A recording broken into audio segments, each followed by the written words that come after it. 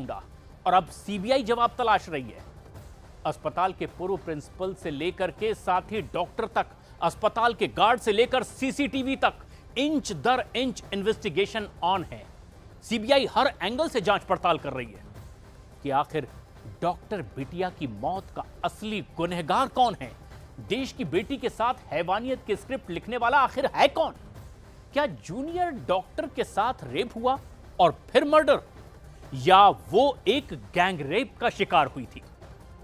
News 18 India के संवाददाता आनंद तिवारी इस वक्त कोलकाता में मौजूद है। जो रिपोर्ट वहां से आ रही है उससे उम्मीद जगी है कि गुनहगार चाहे जो भी हो, कानून के लंबे हाथों से अब वो बच नहीं पाएगा।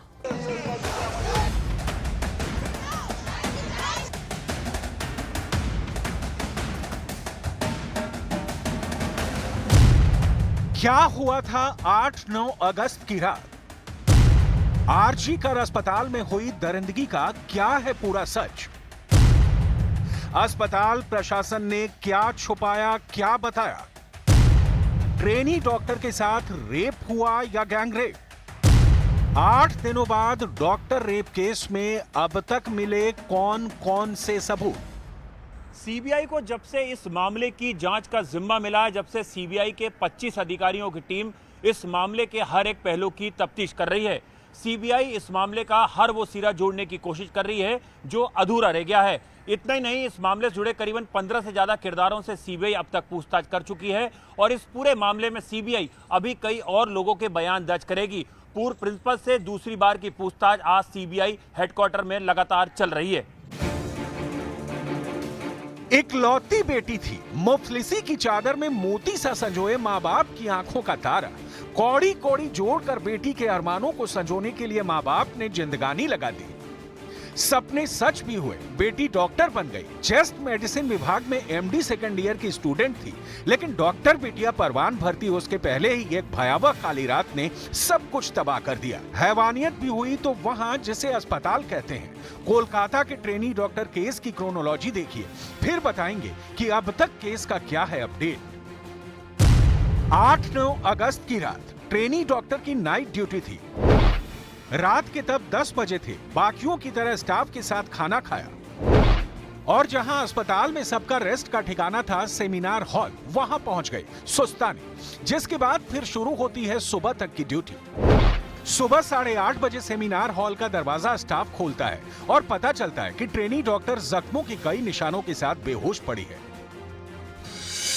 सेमिनार हॉल एयर कंडीशनिंग वाला हॉल है जिसमें लकड़ी का एक पोडियम है। जूनियर डॉक्टर की बेहोशी इसी पोडियम पर पड़े गद्दे पर मिली। जूनियर डॉक्टर बेहोश इसी पोडियम पर पड़े गद्दे पर मिली, जिसके पास मिलता है एक टूटा हुआ चश्मा, surgical mask, laptop, notebook, mobile, पानी की बोतल और एक ब्लूटूथ ईयरफोन मिलता है। इसी फोन के मिलान के आधार पर आरोपी संजय रॉय को पुलिस गिरफ्तार कर लेती है। घटना के तुरंत बाद हॉल को सील कर दिया जाता है। अस्पताल में हंगामा पसर जाता है। जूनियर डॉक्टर का इलाज शुरू होता है, लेकिन वो दम तोड़ देती है। अस्पताल प्रशासन माता पिता को बुलाता है और कह देता है कि उसने खुदकुशी कर ली है। लेकिन झूठ के अगर 1000 पैर होते तो सच किसी पर्दे में छुपाया नहीं जा सकता। कोलकाता पुलिस एक्टिव होती है और लड़की की लाश का पोस्टमार्टम होता है। घटना के विरोध में प्रदर्शन कर रहे लोगों ने शक जताया कि सबूतों के साथ छेड़छाड़ की जा रही है। पोस्टमार्टम रिपोर्ट में क्या मिला, अब जरा इसे समझिए। जेनेटाइल टॉर्चर के कारण प्राइवेट पार्ट्स पर गहरे घाव, चिल्लाने से रोकने के लिए गला और मुंह दबाया गया, पेट, होठ, उंगलियां, बाएं पैर पर चोट के निशान। हमला इतना जोर से हुआ था कि चश्मे की कांच टूटकर आंखों में धंस गए। दोनों आंखों, मुंह और प्राइवेट पार्ट से खून बह रहा था। चेहरे पर आरोपी के नाखूनों से बने खरोच के निशान मिले। पुलिस ने ट्रेनी डॉक्टर के परिवार को 12 अगस्त को पोस्टमार्टम रिपोर्ट सौंपी, जिसमें बताया गया कि 8-9 अगस्त की रात रेप और मारपीट के बाद ट्रेनी डॉक्टर की गला और मुंह दबाकर हत्या हुई थी। घटना 3 से 5 बजे के बीच होने का अनुमान है। मामला दर्ज होता है, पुलिस जांच में जुटती है, सेमिनार हॉल की ओर जाने वाले लगे सारे सीसीटीवी की जांच होती है और पकड़ा जाता है संजय रॉय, जिसके बारे में कहा जाता है कि उसका अस्पताल में आना जाना था, कभी किसी बीमार को भर्ती कराने, कभी उसकी तीमारदारी के लिए। लेकिन उस रात जब वो सेमिनार हॉल की ओर जाता है तो जो सीसीटीवी में दिखा वो ये कि करीब 40 मिनट के बाद वो लौटता है। उन 40 मिनटों में क्या हुआ था सेमिनार हॉल के अंदर, कोलकाता पुलिस की जांच आगे नहीं बढ़ पाती। उसकी सुई आरोपी संजय रॉय पर ही आकर अटक जाती है। अस्पताल प्रशासन की लापरवाही सामने आती है, लेकिन एक्शन नहीं होता। साथ ही डॉक्टर प्रदर्शन पर उतर आते हैं और केस फाइनली सीबीआई को सौंप दिया जाता है। न्यूज 18 इंडिया ने मुख्य आरोपी संजय रॉय की मां और उसकी बहन से कैमरे पर बात की। संजय रॉय की मां का कहना है कि संजय शराब पीने का आदी था और उसका बर्ताव भी ठीक नहीं था। संजय की मां के मुताबिक उसे ये भी नहीं पता था कि संजय ने कितनी शादियां की हैं। हाँ, इतना जरूर उनकी मां ने बताया कि उसकी एक पत्नी की कैंसर से मौत हो गई थी और उसके बाद वो शराब की लत में डूब गया था। शराब की लत कब से लगी थी उसको? शराब हम जब देखा बहुत डेट हो गया ना, तब बोला बाबू काहे पी रहा, कोई बोल भी नहीं सकते हैं। उनका तो खुशियाँ लूट गया, बोलेंगे कैसे। हम बोला बाबू तू सब मत पियो, तुम चाय पी लो, आंटी पी लेने से तुम्हारा शरीर भी ठीक रहेगा। बस तो फिर छोड़ के चाय पीता रहा। उसका बाद से क्या हो गया हमको पता नहीं। मारपीट करता था क्या संजय लोगों के साथ? किसी से पत्नियों ने छोड़ दिया, 3 पत्नियों ने क्यों छोड़ा उसको? हम तो एक पत्नी देखा। अच्छा, इनका काम हुआ, फोटो रखा। हाँ, 2 पत्नी हम नहीं देखा।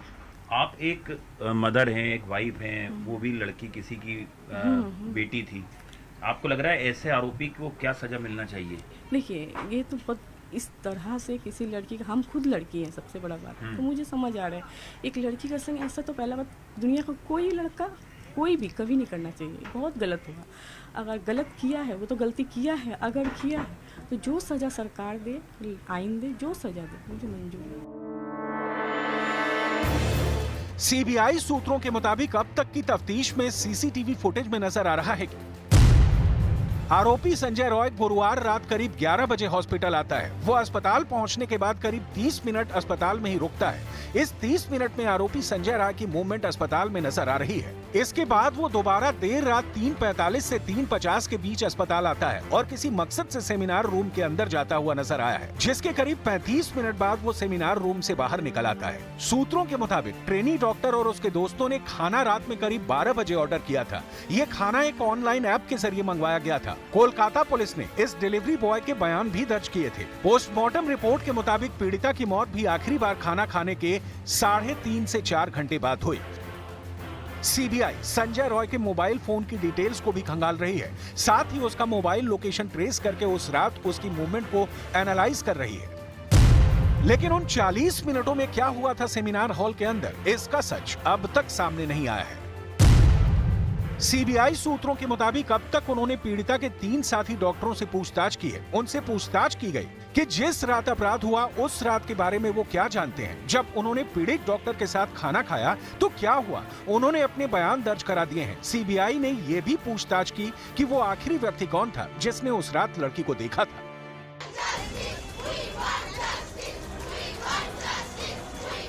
सीबीआई ने आरजीकर अस्पताल के सिक्योरिटी सुपरवाइजर समेत 10 लोगों को तलब किया है जो अपराध के दिन ड्यूटी पर थे। इसके अलावा घटना की रात ड्यूटी पर मौजूद कुछ गार्ड्स को भी तलब किया गया है। सीबीआई ने आरजीकर अस्पताल के पूर्व प्रिंसिपल संदीप घोष से काफी देर तक पूछताछ की है। सीबीआई ये पता लगाने की कोशिश कर रही है कि उस रात संदीप घोष कहां पर थे। Trainee doctor rape and murder case में आरजीकर अस्पताल प्रशासन पर जांच के शुरुआती दौर से ही लापरवाही बरतने के आरोप लग रहे हैं। ट्रेनी डॉक्टर के साथ हुई हैवानियत का सबसे दर्दनाक पहलू वो था जब इस मौत को अस्पताल प्रशासन ने आत्महत्या बताने की कोशिश की, लेकिन पोस्टमार्टम रिपोर्ट से साफ हो गया कि ये रेप के बाद हत्या का मामला है। यही वजह थी कि अस्पताल प्रशासन की एक बड़ी लापरवाही सामने आई और ये मामला सीबीआई को ट्रांसफर कर दिया गया।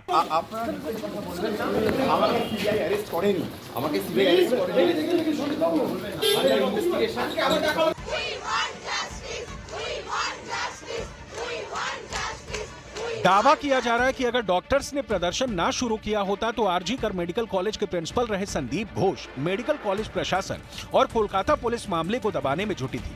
डॉक्टर सुवर्ण गोस्वामी, जो all India federation of government doctors association की एडिशनल जनरल सेक्रेटरी हैं, दावा है कि उन्होंने पूरी पोस्टमार्टम रिपोर्ट देखी और पढ़ी है।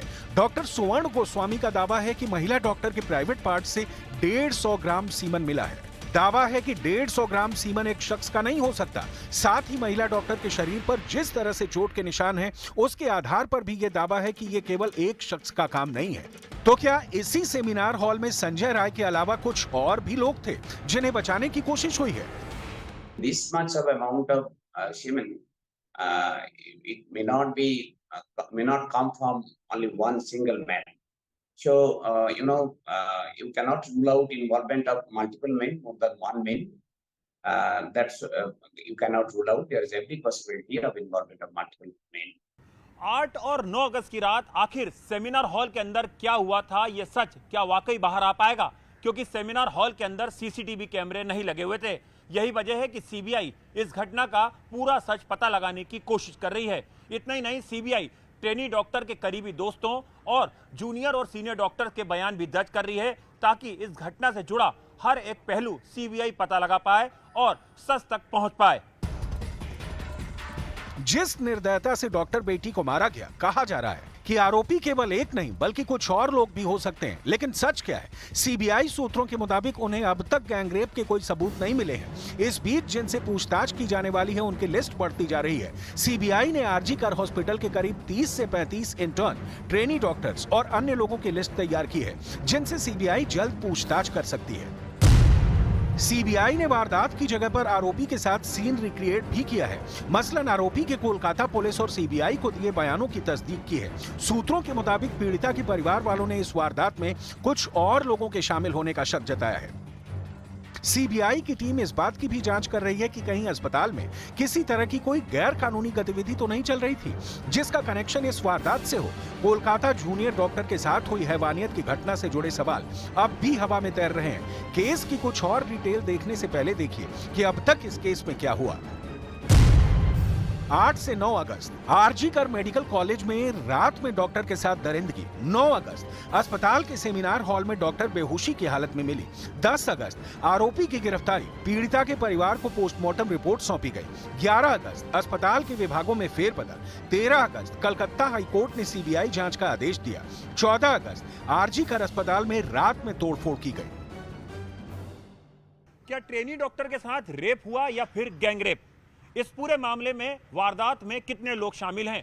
क्या अस्पताल प्रशासन कुछ लोगों को बचाने की कोशिश कर रहा है? आखिर अस्पताल प्रशासन ने शुरुआत में इसे आत्महत्या का मामला क्यों बताया? क्या अस्पताल के अंदर कुछ ऐसी गतिविधियां चल रही थी जिसका अस्पताल प्रशासन सच बाहर आ जाए इस बात से डर रहा था? ये कई ऐसे सवाल हैं जिनका जवाब सीबीआई लगातार खंगालने में जुटी हुई है। साजिश और सियासत के मेल ने जूनियर डॉक्टर के साथ हुई दरिंदगी केस को और उलझा दिया है। घटना के बाद कहा गया कि सबूतों के साथ छेड़छाड़ हुई। अब कहा जा रहा है कि कुछ लोग हैं जिन्हें हो सकता है कि बचाने की कोशिश की जा रही है। सवाल है कि अगर ऐसा है तो वो कौन लोग हैं? एक बेटी ड्यूटी के दौरान ना सिर्फ मारी जाती है बल्कि उसके साथ रूह कपा देने वाली दरिंदगी होती है। और दुर्भाग्य है कि 8 दिन बीत जाते हैं। प्रदर्शनकारी कहते हैं कि आरोपी संजय रॉय अकेला नहीं है और जांचकर्ताओं के पास ठोस कहने के लिए कुछ नहीं होता।